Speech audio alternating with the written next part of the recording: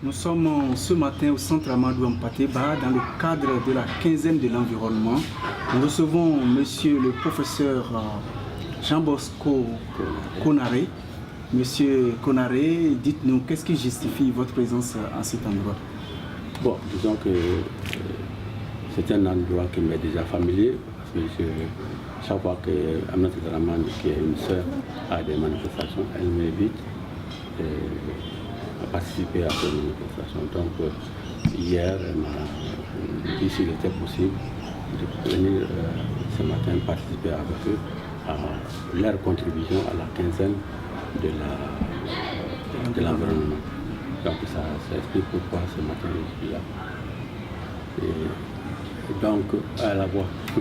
Et quand ma participation, c'est elle-même qui avait un peu cadré l'intervention, c'était de voir comment la contribution de l'histoire à la question de la protection de l'environnement. Ce qui m'a amené à d'abord expliquer chez nous qu'est-ce que la culture. Et j'ai mis en avant la question de la conscience individuelle, conscience collective, qui améliore le jugement d'un individu ou d'une collectivité pour le situer dans son contexte. Et à partir de ce constat, j'ai fait prévaloir que dans la société traditionnelle, il y a un certain nombre de choses que l'éducation permettait d'imposer à l'individu. Dans l'ancien temps et jusqu'à mon enfance, je sais que quand la communauté s'est décidée à protéger l'environnement, il y avait un certain nombre d'essences auxquelles on ne touchait jamais. Personne, sous quelque prétexte que ce soit, ne pouvait toucher à ça. Et donc, premièrement, il y a des périodes où on ne chassait pas.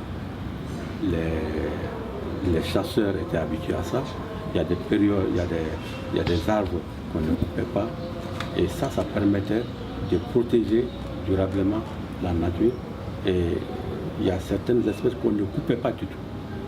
Il y a le karité, il y a le néré, il y a le dubuto, c'est-à-dire des plantes qui entraient dans l'industrie, dans l'économie locale et dans l'alimentation des populations.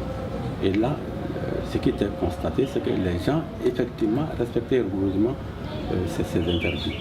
Mais maintenant, avec l'apparition de l'argent, avec l'effritement de l'autorité traditionnelle, on voit que les gens coupent n'importe comment, même ces arbres qui étaient surprotégés, on les coupe, on les transforme en charbon.